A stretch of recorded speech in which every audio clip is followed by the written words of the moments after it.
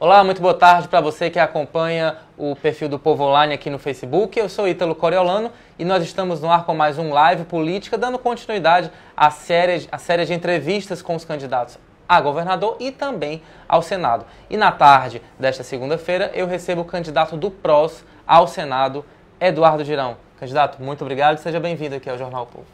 Muito obrigado, Ítalo, muito obrigado ao Sistema Povo de Comunicação pela oportunidade, né? A gente acredita que quanto mais debate, quanto mais oportunidade para os candidatos falarem o que pensam desse momento tão importante que a gente vive, tanto no Ceará como no Brasil, é importante para que as pessoas tenham consciência, né, desse voto que eu acredito que vai ser decisivo, vai começar uma nova história no estado do Ceará e no país. Candidato, o senhor é novo na política, né? Tinha uma trajetória de empresário, né? Tinha uma relação ali com entidades filantrópicas, teve uma passagem no comando do Fortaleza, né? Inclusive na histórica saída da Série B, a ascensão da Série C para a Série B. Com todo esse histórico, o que motivou o senhor a deixar um pouquinho de lado, né, essas tarefas e embarcar nesse difícil mundo da política?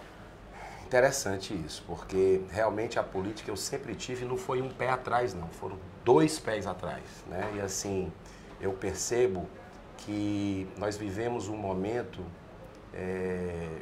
no nosso país, no estado do Ceará, riquíssimo, né? Um momento onde a gente precisa ter clareza, ter transparência, ter lucidez para tomarmos a decisão correta para os nossos filhos e para os nossos netos. Então, a partir de um convite que eu tive do capitão Wagner, que é uma pessoa que eu já conheço e admiro pela coragem de enfrentar todo um sistema praticamente sozinho, e também por já conhecê-lo nas causas da vida, nas causas da família, eu não podia, junto com o grupo que a gente representa, Providas, né, pessoas que trabalham realmente por valores na sociedade, eu não podia cruzar os braços, né,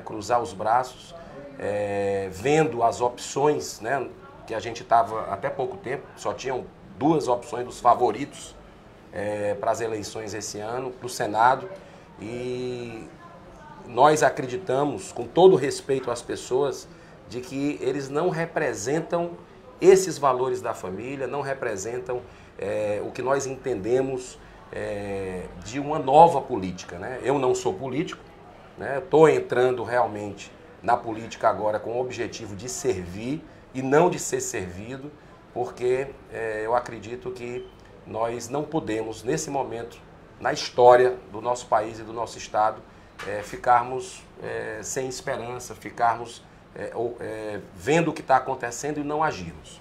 Candidato, o senhor é filiado e é candidato pelo PROS, um partido que está numa situação bem peculiar. Nacionalmente, ele está coligado ao PT, que até o momento tem como candidato o ex-presidente Lula, pode ser que seja o Haddad. Estadualmente, é coligado com o PSDB, arquirrival do PT, que tem como candidato Geraldo Alckmin.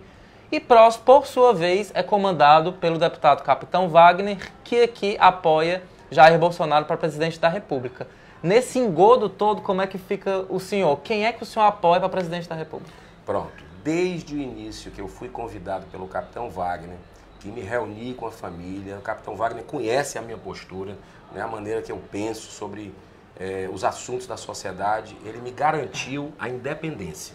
Né? Então, assim, respeito a opinião que ele tem sobre presidente da República, respeito a opinião que o senador Tasso Gereissati tem também sobre presidente da República, e essas coligações que foram feitas a nível nacional, eu respeito.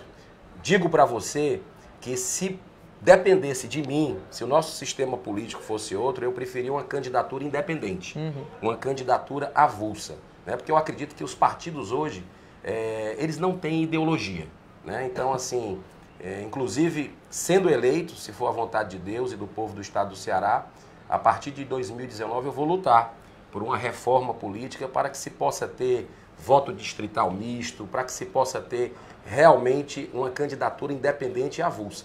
Então, assim, no momento, eu estou tendo muita atenção nos debates, estou assistindo todos os debates à presidência da República. Confesso para você que nenhum dos candidatos hoje, eu sou uma pessoa de causas, né? Nós vamos conversar aqui sobre o que nós pensamos sobre cada uma.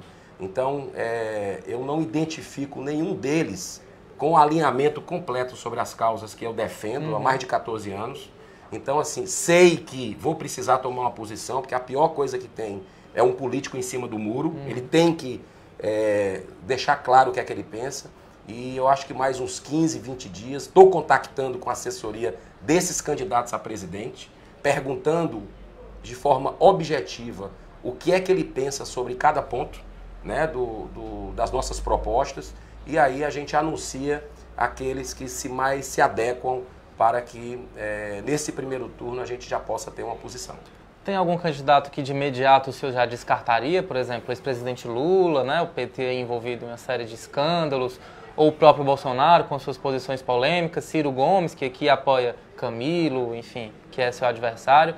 Tem algum que o senhor já descarta ou todos estão ainda sendo avaliados? Tem aqueles que já declararam diretamente uma posição que para mim é muito importante, né? Muito importante, de assuntos que eu estudei, que eu percebi o que é que tem por trás, como a questão da defesa da vida desde a concepção sobre o aborto, a questão da liberação de drogas, né, da maconha, a questão da jogatina. Existe um lobby poderoso querendo liberar a jogatina no Brasil.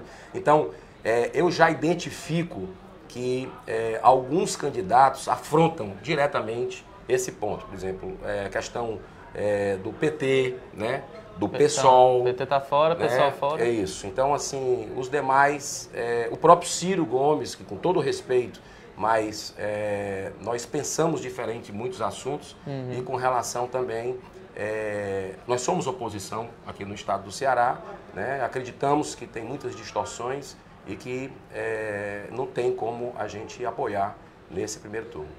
Lembrando que quem tiver a sua pergunta, né, o seu comentário, é só colocar aqui embaixo que já já eu transmito aqui para o candidato Eduardo Girão. Candidato, como eu falei no começo, o senhor teve uma passagem pelo Fortaleza, né? Fortaleza Sporting Clube. Foi durante a sua presidência que o time chegou à Série B, depois de longos 8 anos, né? Amargando aquela situação bem complicada. O senhor sai dessa posição e vem como candidato. É muito difícil as pessoas não fazerem essa associação, né? Da imagem do clube com a sua figura. Que cuidado o senhor tem para que não aconteça essa interseção entre o candidato, né, que eticamente não seria, digamos assim, positivo explorar a sua experiência, com a própria imagem, né, de ex-dirigente do Fortaleza, que é muito forte aqui no estado? O Fortaleza Esporte Clube, para mim, é um amigo de infância, né? Eu tenho um carinho muito especial, pude servir ao clube, e foi engraçado, Ítalo, porque quando o meu nome começou a sair aqui na imprensa, né, que poderia ser o presidente do clube no ano passado, muitos amigos e familiares chegaram para mim e disseram: cara, não se mete nisso não. Isso aí é jogo sujo, futebol, tem as maracutaia, aquelas coisas. Eu disse: olha, você está me empurrando para ir, porque eu quero provar que pode ser diferente, né, que com ética, com realmente um trabalho sério, é possível vencer. Então, assim, para mim foi uma experiência fantástica. Conseguimos desenvolver um trabalho que eu acredito que era chegada a hora. A gente não pode personalizar absolutamente, né? Teve o apoio da torcida, que foi fundamental, teve dos jogadores, das duas comissões técnicas, da diretoria. Então, assim, nós cumprimos aquela tarefa, saí do Fortaleza, né? Tive o cuidado de, na chapa, a gente ter um vice, que é uma pessoa que eu confio há muitos anos, há mais de 10 anos, que eu sei da capacidade, que é o presidente Marcelo Paes. Se eu tivesse interesse de me aproveitar politicamente disso, eu teria continuado no Fortaleza, né, com mais tempo, mas eu acredito que cumpri aquela tarefa e houve uma reviravolta na minha vida depois, né, principalmente com essas opções que a gente estava vendo aí para o Senado Federal, né, que não representam as nossas causas. E depois de muita reflexão, nós resolvemos colocar o nome à disposição do cearense para esse pleito como candidato ao Senado. Lembrando que são 2 candidatos ao Senado, né? E assim, eu fico muito feliz, né, em estar ao lado hoje da doutora Mayra, que é uma médica humanista, que é uma pessoa que eu já conheço há décadas também, né, que defende valores, princípios, saúde de qualidade. Ela tem um princípio da empatia, de se colocar no lugar das pessoas e sentir um pouco daquela dor das pessoas que estão muito maltratadas no estado do Ceará, nessa questão de saúde e segurança, que eu acho que nós vamos falar também. Sim. Candidato, o arquirrival do Fortaleza, que é o Ceará, tem uma certa tradição, né, de seus dirigentes acabarem entrando na vida política e sendo eleitos, inclusive, né, o líder do governo, Evandro Leitão, foi presidente do Ceará. O senhor acha que o Fortaleza já não tem, digamos assim, essa tradição? O senhor acha que, a partir, caso eleito, se abre aí uma possibilidade de dirigentes do Fortaleza também entrarem nesse mundo da política? Ótima a sua pergunta, né? Eu tenho muito cuidado, muito zelo, porque eu acredito que clube de futebol é uma coisa, né? Clube do coração é uma coisa e política é outra completamente diferente. Então, assim, eu consegui construir, né? O Fortaleza conseguiu construir no ano passado uma relação muito próxima com o Ceará Sporting Clube, que é uma instituição que eu respeito, né? E pela paz. As pessoas que pensam que a paz é difícil, a gente viu que com a gestão tanto do Ceará como do Fortaleza, nós conseguimos construir junto às nossas gigantes torcidas que nós somos adversários dentro das 4 linhas. É um querendo ganhar do outro, né?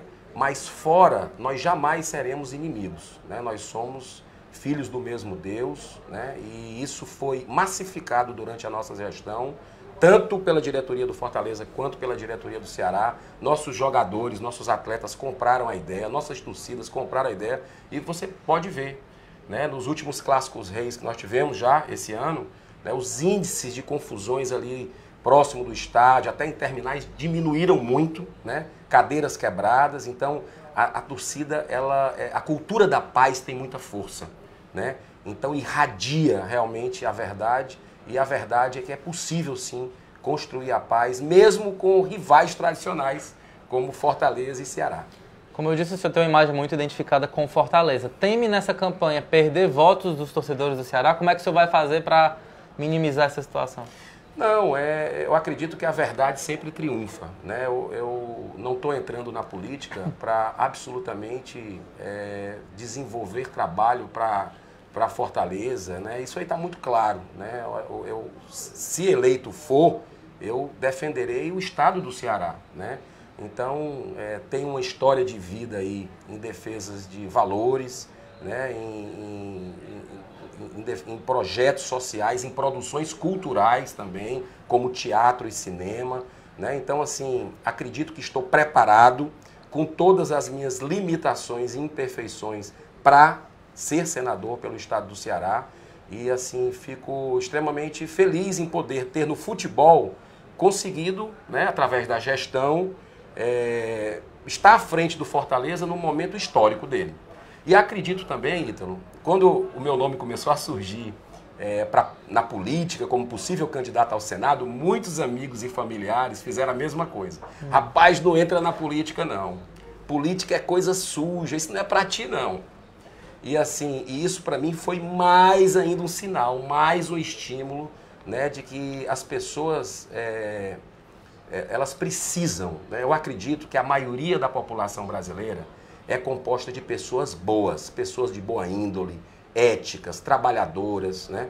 E nos últimos anos, todos nós, fizemos escolhas que hoje nós estamos colhendo o resultado, né? Eu acredito muito na lei da semeadura. Tudo que você planta, você colhe. Então, se você planta corrupção, descaso, arrogância, você vai colher violência, injustiça social, né, que eu acredito que nós estamos colhendo hoje, né, dos maus políticos. Do outro lado, se a gente começa a semear, a plantar sementes de paz, né, de fraternidade, nós vamos colher muito em breve uma sociedade feliz, né, uma sociedade realmente onde as pessoas sejam respeitadas, onde as pessoas possam transitar pela sua cidade, pelas suas praças, sem preocupação, né? Então, assim, eu estou muito entusiasmado com esse momento, acredito que posso colaborar, né, por um Estado bem representado em Brasília. Candidato, o senhor tem como adversários dois nomes muito fortes, né, que estão aí numa coligação informal, que são o ex-governador Cid Gomes e o atual presidente do Congresso Nacional, presidente do Senado, Eunício Oliveira. Essa união, ela não era imaginada há pouquíssimo tempo, exatamente por conta das eleições de 2014, né, onde houve uma troca de ataques, era um chamando o outro de bandido, enfim. Era uma situação bastante delicada, né, que alguns pensavam, não, rompeu de vez, mas 4 anos depois as coisas mudaram. E são dois nomes muito fortes, né, com apoios muito importantes, 24 partidos ao redor dessas duas candidaturas. Qual é a estratégia para enfrentar essa poderosa chapa nas eleições deste ano? Olha, a estratégia é a verdade, né? A verdade tem força. E você foi muito feliz agora, né? Porque as pessoas hoje, e tu me permita pegar seu celular, eu sei que você está fazendo aqui a transmissão, mas as pessoas hoje têm nas mãos uma rede de televisão. Isso aqui é uma rede de televisão. Então você pode acessar e pesquisar a história de cada candidato, a história de vida. Se ele teve mandato, o que é que ele fez com esse mandato? Ele honrou a população com esse mandato? Ele se envolveu em algum processo de corrupção? Então, hoje em dia está muito fácil. Tem aplicativos para isso, inclusive. Então, a nossa estratégia é, como vocês estão propiciando para a gente fica feliz aqui, levar as informações, esclarecer a população sobre as nossas ideias, né? Fazer debates. Eu queria muito que tivesse debates, né, nos veículos de comunicação, em universidades, né, para que a gente possa depurar o que é que está acontecendo de fato.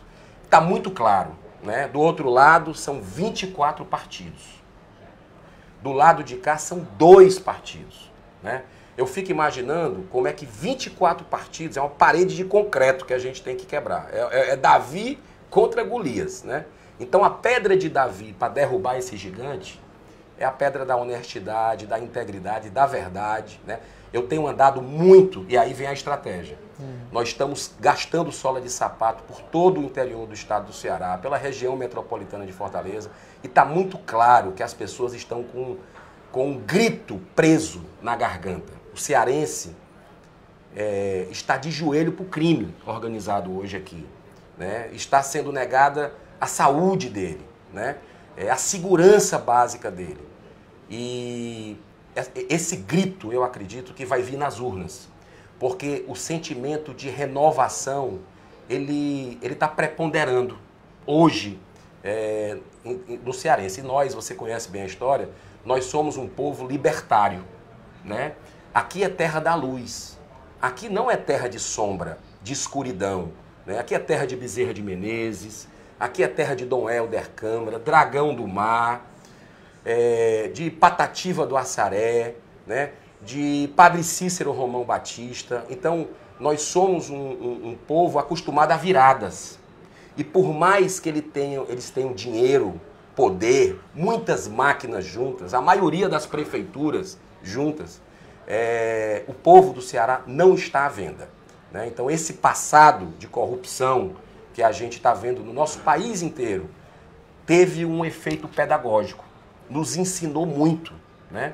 Então, eu acredito que essa dor despertou as pessoas para fazer um voto consciente. Pode acontecer tudo nessa eleição, menos que as pessoas vendam o voto delas, né? Quando tiver esse tipo de proposta, quando tiver esse tipo de situação, pense nos seus filhos, nos seus netos, né? O país, ele não merece os maus políticos que estão aí, né? A gente sabe que existem exceções, a gente não pode colocar todo mundo no mesmo saco, tem exceções. E eu citei 2 delas aqui, que é o senador Tasso Gereissati, o capitão Wagner aqui no estado do Ceará. Então, assim, eu sou muito otimista, porque eu tenho visto em Brasília, aí você diz, mas Eduardo, você tem ido a Brasília? Eu tenho ido a Brasília como cidadão, né? Sempre fui, há 14 anos, levantar cartaz, pedir para um deputado, para um senador, pelo amor de Deus, que não votasse em certas pautas, né? Então, assim, eu percebo que nós temos grandes nomes como o senador Magno Malta, que é meu amigo pessoal, e eu acredito que uma andorinha só faz verão na política, né? A gente vê em Brasília, né, poucos senadores levantando a voz, né? A verdade ela tem força e a gente acredita que o mal, as pessoas que estão mal intencionadas começam a sair quando um se levanta. Aqui na Assembleia Legislativa a gente vê isso também, né? Principalmente nessa questão da segurança pública. Então, eu estou assim, feliz em poder estar colaborando com esse momento, fazendo um debate de ideias franco, transparente, querendo debates, né? E acredito muito que nós vamos ter um período de paz, um período de fraternidade, de justiça social para os nossos filhos e netos, se a gente começar a plantar sementes agora, a partir dessa eleição de 2018. Candidato, eu até perguntei para o senhor lá fora antes do programa começar. Eu estava acompanhando lá a sua página no Facebook e tinha muita gente criando aí uma dobradinha Cid Eduardo Girão, né, dizendo que esses seriam seus dois votos. O que o senhor acha da iniciativa dessas pessoas? O senhor acha que pode atrapalhar a sua campanha? Enfim, como é que o senhor qual a sua opinião diante dessa estratégia de alguns eleitores?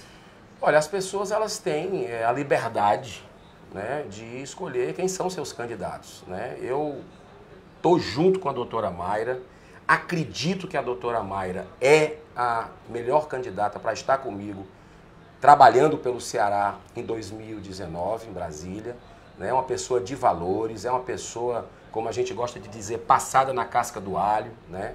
Presidente do Sindicato dos Médicos, viu o que está acontecendo, né, no nosso estado. E assim, nós estamos andando por esse estado juntos, dentro desse propósito, né? Mas as pessoas, elas têm o direito de escolher quem vão votar, né? Eu fico feliz com o nosso crescimento, né? A gente está, eu até gosto de brincar, né? Você que falou muito em futebol, né? Nós começamos com 9% na última pesquisa.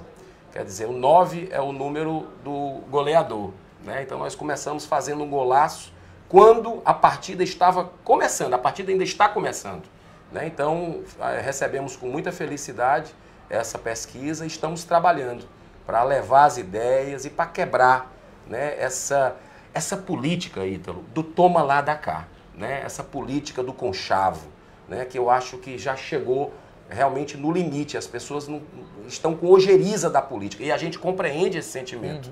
A gente compreende esse sentimento. Então, assim, o estado do Ceará, só para dar um exemplo bem prático do que as pessoas estão vivendo, hoje existe em muitos municípios lei do silêncio. Quando você vai falar, como é que está a segurança? Não, peraí. Não, sabe? As pessoas estão com medo. Por quê? Porque o estado do Ceará não investiu em inteligência, o que vários estados brasileiros investiram. Então, os índices daqui foram 5.134 assassinatos no estado do Ceará. Isso não são números. Isso são 5.134 famílias que estão chorando. Pais, mães, irmãos, primos, chorando, enquanto a gente está conversando aqui, a perda de um filho vítima de violência. Isso é igual no Brasil, porque parece que foi jogado um feitiço para a gente de que não, está acontecendo aqui porque está acontecendo no Brasil. Ó, negativo. Pode perguntar pelas redes sociais, se você tem algum parente, liga para ele de outro estado, né, algum amigo. Não está acontecendo isso no país, né? Esse fenômeno, essa guerra, a gente está vivendo aqui no estado do Ceará. Isso é a verdade, tem que ser dita, a verdade tem que ser entregue, né? Então, o estado de São Paulo, só para lhe dar um exemplo, o estado de São Paulo tem 5 vezes a população do estado do Ceará. 5 vezes. Se aqui teve 5.134 assassinatos no ano passado, em São Paulo, por uma regra, né, direta, matemática, você teria no estado de São Paulo 25 mil assassinatos, correto? Sabe quantos assassinatos tiveram lá, Ítalo? 3 mil assassinatos. Por quê? Porque foi investido em inteligência. O crime foi combatido com autoridade, com moral, né? E é como eu disse há pouco tempo, o estado do Ceará, ele é acostumado de dar reviravoltas. É um povo libertário. E nós estamos precisando libertar o estado do Ceará do crime e precisa ter coragem para fazer isso. Por isso que eu também fico muito honrado em estar ao lado de um homem de bem, de um missionário de verdade, né, chamado General Guilherme Teófilo, né, um homem que viveu situações de emergência no Exército Brasileiro por 45 anos, né, tanto na saúde como na educação e especialmente na segurança. E eu tenho certeza absoluta que o general vai enfrentar aqui em Fortaleza, porque ele vai ser eleito.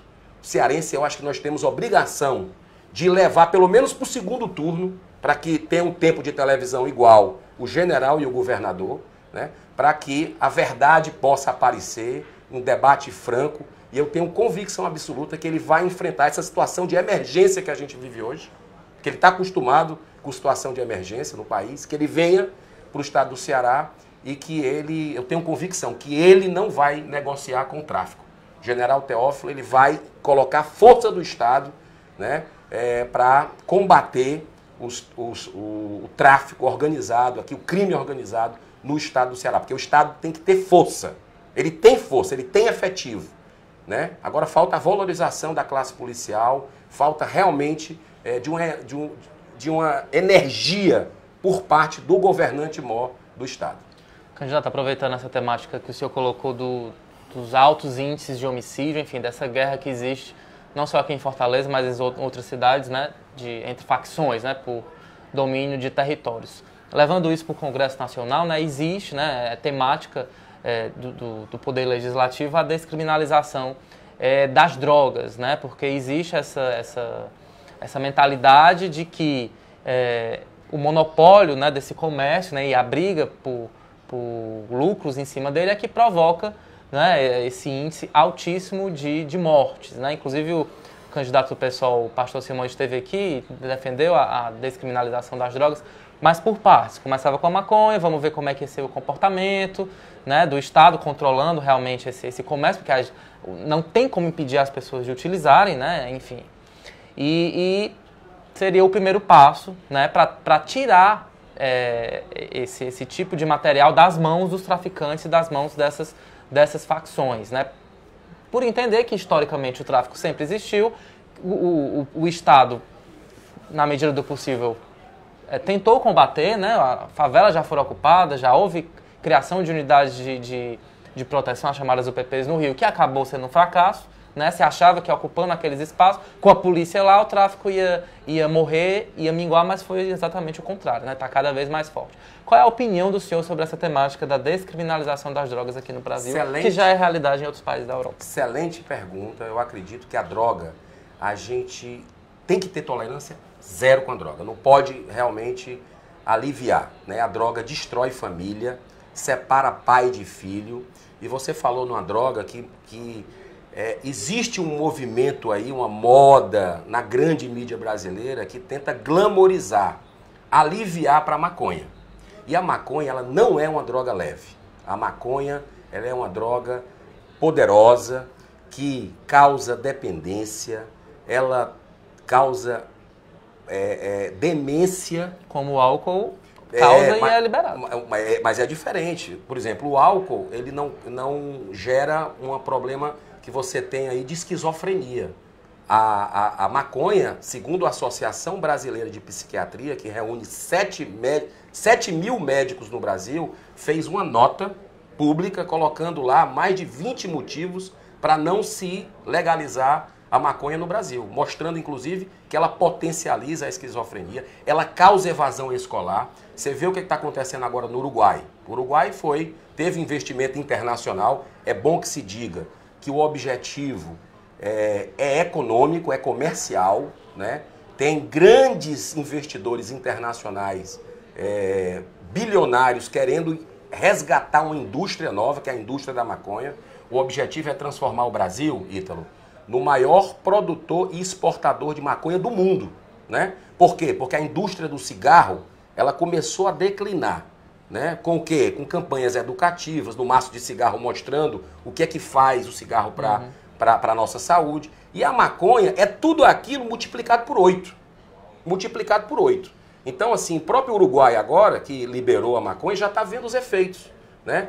O consumo explodiu O diretor de polícia de lá, o doutor Mário Valles, se eu não me engano, já foi na televisão dizer que aumentou o caso de violência, né? Então a gente já está vivendo um problema grave de segurança no nosso país, né? Especialmente aqui no estado do Ceará, que está totalmente fora de controle. Como é que a gente vai pensar em liberar? Quer dizer que a pessoa que vende maconha hoje, se for legalizado pelo governo, vender em cada esquina, ela vai o quê? Vai montar um restaurante?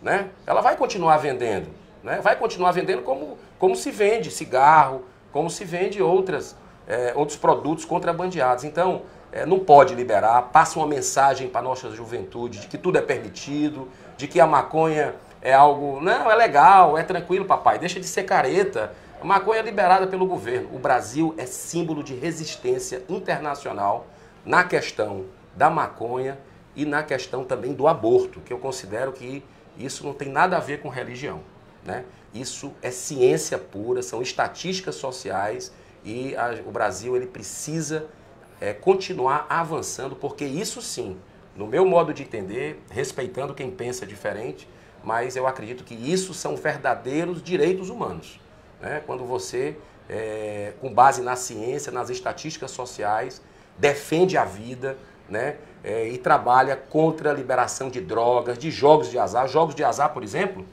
é uma estratégia dessa turma que está na Lava Jato aí, nacionalmente, né? Que está vendo que o circo está fechando, o cerco está fechando a lavagem de dinheiro, a corrupção no nosso país, e querem liberar bingos, liberar cassinos que viciam, que só quem ganha é o dono da banca, né? E o objetivo é o quê?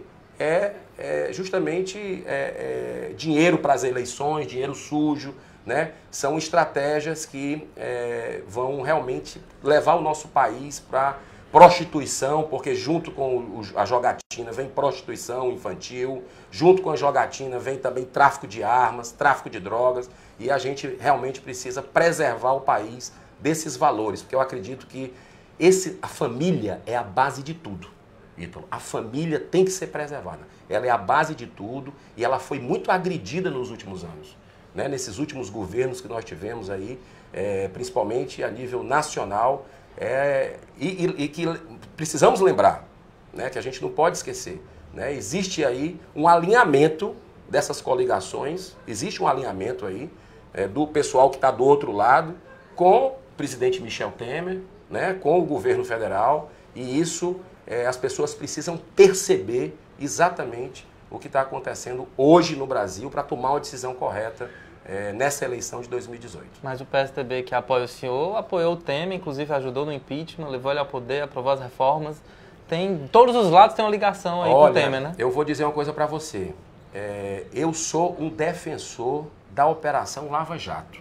Inclusive, sou inspirado por ela a entrar na política agora, né? Defendo, acho que não pode ser personificada em uma pessoa. É um trabalho que tem mobilizado juízes, promotores no Brasil inteiro, tem inspirado os novos que estão entrando agora no magistrado, fazendo concurso público, né? É uma limpeza que o Brasil está passando. Eu acredito que a tampa de esgoto foi aberta com a Operação Lava Jato. A gente está vendo sair tudo, está sentindo o mau cheiro dessa tampa de esgoto e precisa sair mais. Você tem razão. Tem mais gente para ser presa. E tem que ser presa, né? O país ele tem que passar por essa depuração para que exista uma nova forma de fazer política no país. Eu gosto muito de uma frase de Martin Luther King, que ele diz o seguinte: o que me incomoda não é o grito dos violentos, dos corruptos. O que me incomoda é o silêncio dos bons. Então, como eu disse há pouco tempo, a maioria da população são de pessoas boas. E elas têm que exercer agora, não pode deixar de votar. Se não vai votar em mim, não vai votar na doutora Mayra, não, vai escolher outros candidatos, escolha, pesquise, mas vote. Não deixe de votar, porque se você cruzar os braços, você está beneficiando quem tem dinheiro para comprar voto, você está beneficiando as pessoas que estão no poder. Candidato, ainda um tema do Congresso Nacional, que é a descriminalização do aborto. Perfeito. Quem defende afirma que atualmente as mulheres ricas abortam em clínicas particulares, né, com toda a infraestrutura, enfim, isso é abafado, não vira escândalo. A mulher pobre, né, acaba ou fazendo sozinha ou indo para clínicas clandestinas, acabam morrendo, acaba a criança e a mãe morrendo, enfim, é uma dura realidade que o Brasil enfrenta e que precisaria ser uma política olhada com um pouco mais de atenção pelo Sistema Único de Saúde. Já quem é contra o aborto afirma que não, que é preciso dar um suporte a essa mãe, tentar convencê-la a não abortar, mesmo que na cabeça dela isso seja uma coisa já decidida. Como é que o senhor se posiciona em relação a essa polêmica? Eu peço, por gentileza, a sua mão. Aqui, ó. Aqui na palma da sua mão. Isso é uma criança de 11 semanas de gestação. Isso não é um amontoado de célula. Isso não é um pedacinho de carne. É uma criança que já tem, Ítalo, o fígado todo constituído, os rins praticamente todo constituído, já tem unha, né? E essa criança justamente, isso é escondido da gente, a sociedade não mostra, eu agradeço a oportunidade de estar podendo mostrar. Né? Isso não é mostrado nas escolas, isso não é mostrado na grande mídia, mas essa é a grande verdade. Isso é uma criança, uma mulher também, 52%, né? Não pode ser encarado, é o período que é feito o aborto, esse é o período ali que a mulher, o homem que muitas vezes é responsável, muitas vezes somos nós homens que obrigamos as mulheres a abortarem, fazendo chantagem que vai deixar a mulher. Até em caso de estupro o senhor é contra? Não, muito boa a sua pergunta. A lei preserva, né, que em caso de risco de vida para a mãe, em caso de estupro e anencefalia, não existe a punibilidade do crime. Né? E eu acredito que a lei deve ser mantida. Né? Então, embora que eu acredite que o governo deve oferecer a oportunidade... Mas é a mesma vida que está aqui na mão do senhor. É a mesma vida. Por isso que eu estou concluindo com você. Eu acredito que o governo deve fazer campanhas de esclarecimento sobre isso, para que as pessoas vejam que, como eu conheço pessoas que foram estupradas e que resolveram, por elas mesmas, manter a gravidez. Né? Então, a criança hoje é a razão da vida daquela mulher. É que mantém, é a alegria da vida. Então, é muito importante que as pessoas percebam essa questão do aborto como não apenas essa vida que é destruída, né? Mas a vida da mulher que faz o aborto é devastada. Sabe como, Ítalo? Questões psicológicas, né? Ela fica com sequelas para o resto da vida, mentais, físicas, com dificuldade de engravidar. Então o aborto ele não pode ser encarado como um método contraceptivo. Você tem, de graça. O governo oferece, inclusive, eu acho ótimo isso, vários métodos contraceptivos. Né? Mas a partir do momento que é concebida a criança, eu acredito que essa vida precisa ser preservada e nós devemos facilitar no Congresso Nacional. Tem uma nova lei da adoção, tem uma nova lei. Existe, se eu não me engano, 24 mil famílias querendo adotar crianças, porque não consegue ter, né? E eu sou favorável que seja desburocratizado, né? Essas leis da adoção, para que possa propiciar mães que, a princípio, não querem o bebê, e o Estado deve, eu acredito que deve ajudar, incentivar, para que elas, levando a gravidez adiante, que seja doado. Mas, geralmente, 90%, quando olha no olho da criança, desiste de colocar para adoção. Adoção por casais homoafetivos, o senhor é a favor também? Sim, eu acredito que você... Ótima sua pergunta, né? Porque geralmente quando se fala essa questão de família, de aborto, se vem com uma ilação sobre essa questão aí dos homossexuais. Os nossos irmãos homossexuais, eles devem ser acolhidos e respeitados. Então, eu acredito muito que isso na sociedade precisa ser quebrado, esse tabu, né? Essa questão realmente é um preconceito que existe e eu acredito que pode sim estar nessa fila, deve e passar por todos os procedimentos como os casais passam. Candidato, falando só para encerrar aqui as minhas perguntas, né? Em relação ao seu candidato general Teófilo, ele foi entrevistado aqui pela gente no debate, né, sobre os anos de ditadura, ele afirmou que na verdade não existiu ditadura aqui no país, que não existiu golpe, mas um contra-golpe democrático. O senhor coaduna desse pensamento ou o senhor diverge? Olha, eu respeito muito o general Teófilo, realmente no país eu tenho uma posição um pouco diferente da dele, né? Porque eu acredito que, principalmente com a AI-5 ali, você teve um cerceamento da liberdade de expressão, né? Isso é algo que numa democracia, isso fere realmente a democracia, mas acredito também que eu compreendo, né, o lado dele, ele vivenciou aquilo, ele percebeu, né, aquele momento histórico ali, naquele momento existia ditaduras sanguinárias em outros países, né? O do Brasil, Ítalo, foi uma ditadura atípica, né? Ela foi uma ditadura que você teve direito a voto, né? Você realmente teve foi diferente do que aconteceu na Argentina, no Chile, por exemplo. Mas houve, no meu modo de entender, houve um período de ditadura, alguns momentos ali, principalmente no AI-5. Bem, agora eu vou ler aqui o comentário de quem está acompanhando a gente. O que eu falei no programa está se confirmando aqui. Rosana Lemos. Rosanan, é um homem. Rosanan Lemos afirmando que vamos com Cid Girão. Olha aí essa chapa nascendo aqui, candidato. Assim como a Alisson Maia também, estamos votando Eduardo e Cid Gomes. O Tom Melo fala sobre essa questão do aborto, né? Preservar o nascimento e depois aborta na boca de fumo com uma bala na cara. O povo hipócrita luta pela vida e depois diz que bandido bom é bandido morto. Como é que o senhor vê essa colocação? Olha, eu vejo com muita serenidade, tá? Porque tudo que nós estamos mostrando aqui, como é o nome dele? É o Tom Melo. Tom Melo? Tom Melo. Tom Melo. Tom Melo, tudo que nós estamos vendo aqui, a gente percebe do ponto de vista de ciência e de estatística social. Né? Independente da religião que nós temos, que eu, o Ítalo, ou que não temos, né? A gente não precisa usar nenhum argumento nessa linha espiritual. Isso é a ciência que mostra, a ciência está avançando.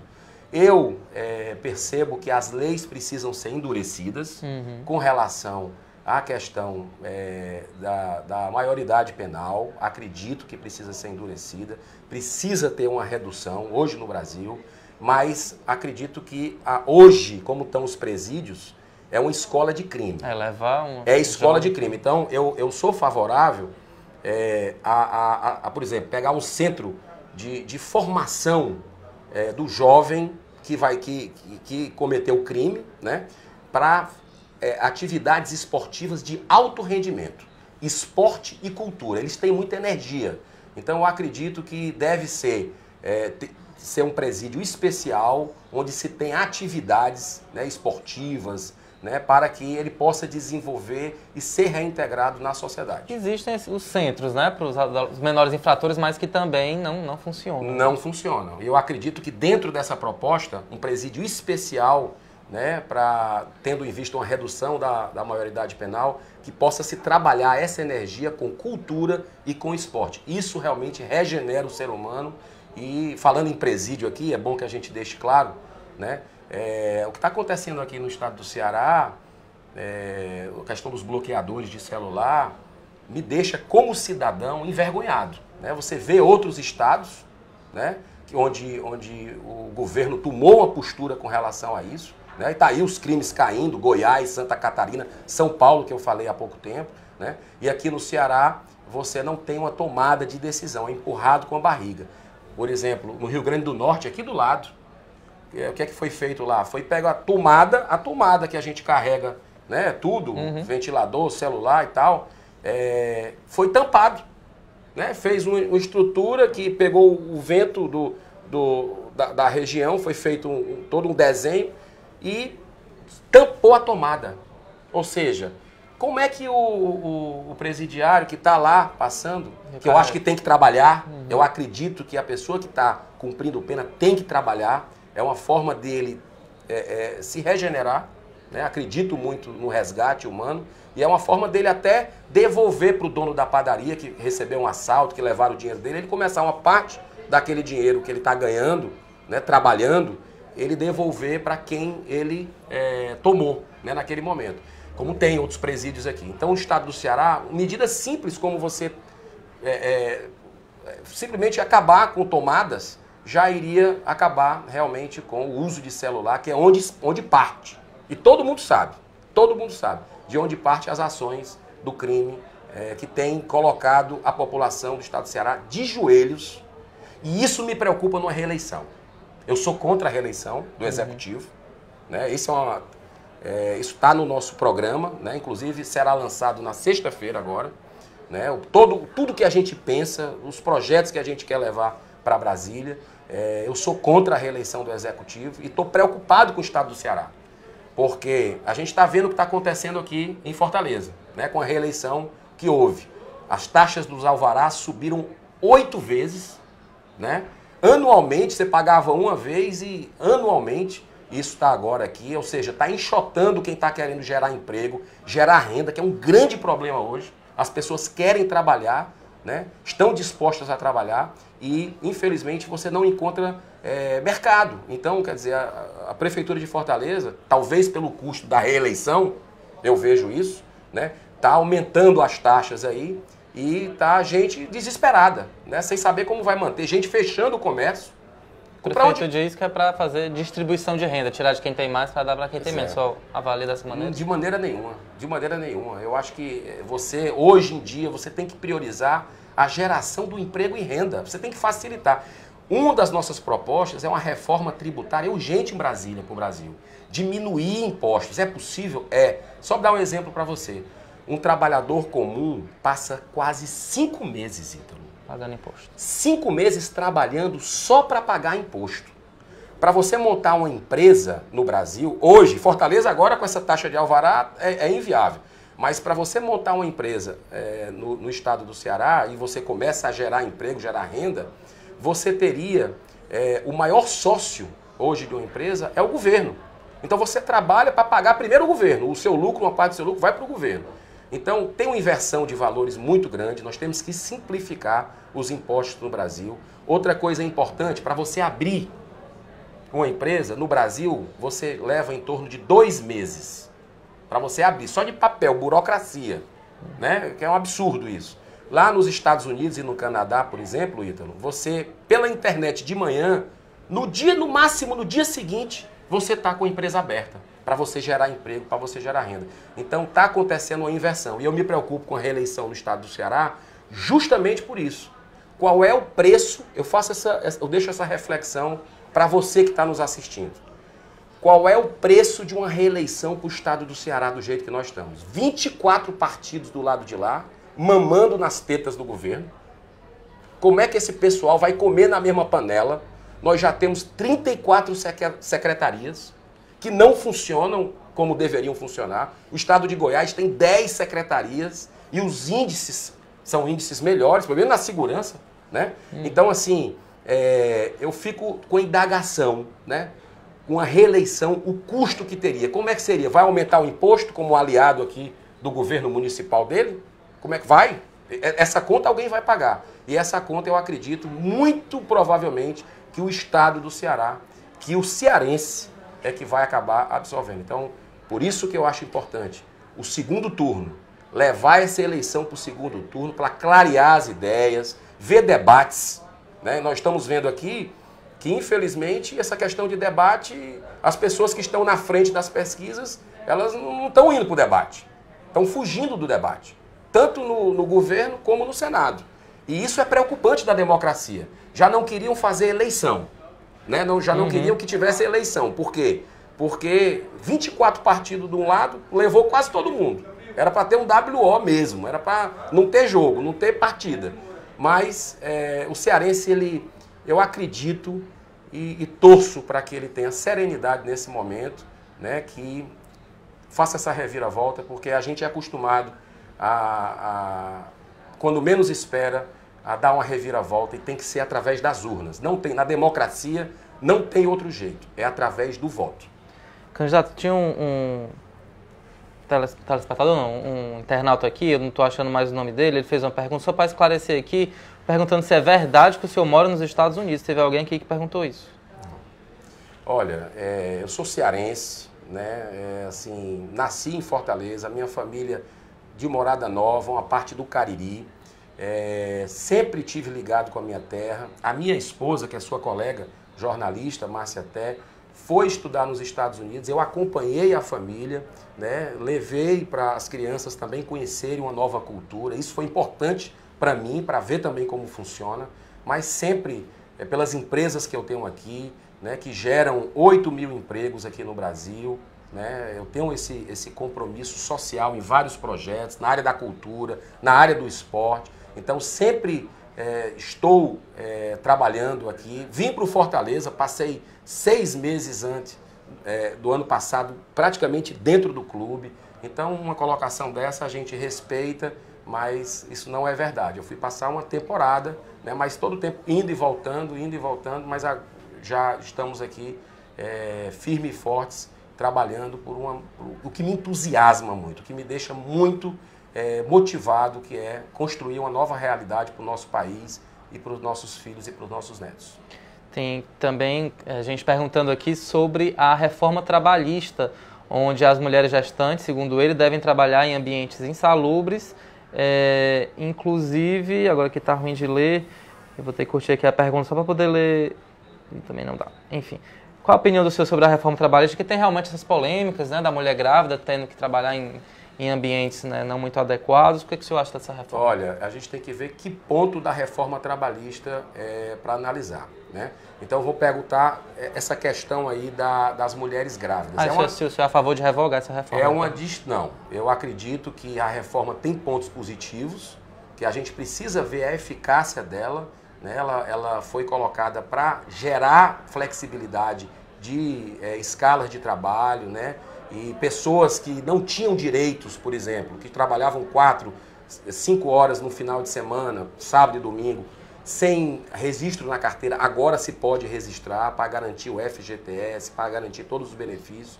A reforma acabou com algo que eu considero pernicioso e que daí é uma grande resistência dos movimentos sindicais, que é a questão da contribuição obrigatória, né, que realmente a contribuição obrigatória sindical, que realmente é algo extremamente absurdo, né? Você ser obrigado a contribuir, né, se você não quer, né, tira a sua liberdade. Isso acabou, a reforma trabalhista foi positivo. E agora, essa questão das mulheres gestantes, eu concordo com o nosso internauta, como é o nome dele? O Luiz Gonzaga Elian Gondim. O Luiz Gonzaga. Isso, a vida da mulher e a vida da criança está em jogo. E basta ela levar um atestado. Pelo que está na lei, basta você levar um atestado de 1 ou 2 médicos para dizer que pode trabalhar. Mas isso não pode, né? Isso aí é algo que precisa ser corrigido imediatamente. Eu considero que o Estado está pesado, né? Eu considero que não está eficiente. Muitos cargos políticos, né, eleitoreiros, defendo que nós devemos cortar de 513 deputados federais, né, para 300 no máximo. Isso aí é uma coisa que eu vou me empenhar junto com essa grande renovação que eu acredito que vai ter no Congresso Nacional, né, para a gente diminuir o número de deputados e senadores também. São 3 senadores por estado, bastam 2. Bastam 300 deputados federais, isso já daria uma ótima representatividade. Ítalo, só essa redução a nossa equipe já calculou. Só essa redução, tirando auxílio paletó, tirando o salário desses parlamentares, auxílio moradia, que deve acabar imediatamente, né? Nós vamos trabalhar para isso. Tudo dá 2 bilhões de reais, não são 2 milhões, 2 bi. Em redução só em Brasília. Brasília dando o exemplo, cortando na própria carne. Isso trazendo para os estados, trazendo para as câmaras municipais, para a Assembleia Legislativa e câmaras municipais, dá um efeito muito interessante, né? Então nós acreditamos que o Brasil precisa passar por esse processo de redução efetiva desses privilégios, dos super salários que tem, não apenas na área administrativa, no judiciário também. Supremo Tribunal Federal, não dá para admitir o sistema de hoje, né? Como também aqui nos tribunais de contas, né? Onde o governador indica quem vai fiscalizar, né? Vira uma casa política. O Supremo Tribunal Federal também, para mim, com todo respeito, virou uma casa política, né? Então não pode o presidente da República indicar o ministro do Supremo. Tem que ter um processo interno. Não é independente? Não é um poder independente? Então tem que ter a meritocracia, tem que ter pela magistratura, né, passando pelos requisitos para ser ministro, porque a régua está lá embaixo, tem que subir a régua, né, para que tenha capacidade e possa ser escolhido entre eles mesmos, e não com indicação política. Tem uma pergunta aqui que é importante o senhor esclarecer, assim, para não criar, né, nenhuma dúvida. Uma pergunta do Marcelino de Coimbra. É verdade que na sua ONG um professor ganha um salário mínimo para trabalhar 2 turnos? É justo um professor ganhar tão pouco? A dúvida aqui do Marcelino. Olha, primeiro que eu não tenho ONG, né? Eu participo de projetos, né? Assim, vários projetos sociais, onde eu tenho assim, a alegria de participar, de ajudar, de fazer assim, um desenvolvimento tanto na área do esporte, como na área da educação e valores humanos, como na questão também da cultura. E assim, são mais de 14 projetos que nós participamos, né? E assim, eu acho que uma coisa que é bom que a gente diga, se não fosse os católicos, os evangélicos, os espíritas, nesse país fazendo trabalhos sociais, Ítalo, estava muito pior a situação. Eu acredito que nós temos uma obrigação de reconhecer isso, né? Porque o país que já está o caos que está, ainda mais aqui no estado do Ceará, eles resgatam pessoas das ruas, limpam as pessoas, dão banho, dão acolhida, né? Tem um trabalho que é feito nos presídios, né? As pastorais carcerárias, tanto os católicos como os evangélicos, fazem um trabalho de resgate humano. Isso é muito importante que seja incentivado, né? Porque essas obras sociais que a igreja faz, elas são importantes e ajudam. O governo tinha que agradecer, tinha que incentivar, porque elas ajudam o próprio governo a gastar menos, né? E a solucionar os problemas sociais. Candidato, tem muita pergunta ainda aqui, eu agradeço muito a participação de vocês, mas o nosso tempo mais do que esgotou. E eu queria deixar aqui os últimos minutos para o senhor se despedir, enfim, mandar aí sua mensagem para o eleitorado que está ainda decidindo em quem vai votar nas eleições do próximo dia 7 de outubro. Olha, em primeiro lugar eu queria agradecer a você pela oportunidade, ao Sistema O Povo de Comunicação, porque isso aqui é muito importante, né? O debate de ideias. Sexta-feira nós estamos lançando lá no nosso comitê, Carlos Vasconcelos 1376, a gente está lançando o nosso plano de atividades no Congresso Nacional, caso sejamos eleitos pelo povo do cearense, né? E assim, eu faço novamente o apelo. O momento é de pesquisa, é de avaliar a história dos candidatos que estão aí, colocando seus nomes à disposição. Sou otimista. Estou entrando pela primeira vez na política com o objetivo de servir e não de ser servido, né? E sou um entusiasta da paz, da vida, dos valores da família e acredito que nós possamos agora fazer uma semeadura, né? Fazer plantações éticas na política, plantações de valores de bem, da verdade, para que nossas gerações, em breve, filhos e netos, possam colher uma sociedade mais equilibrada, com menos desigualdades sociais, com mais segurança, com mais saúde e educação de verdade. Um grande abraço, que Deus abençoe a todos vocês e muito obrigado. Candidato, muito obrigado. Eu agradeço também a sua companhia, que por mais de 40 minutos ficou aqui com a gente, acompanhando as propostas e as posições do candidato Eduardo Girão. E nós voltamos amanhã com mais um Live Política, entrevistando outro candidato, seja ao governo ou seja ao Senado. Muito obrigado pela sua companhia e até amanhã.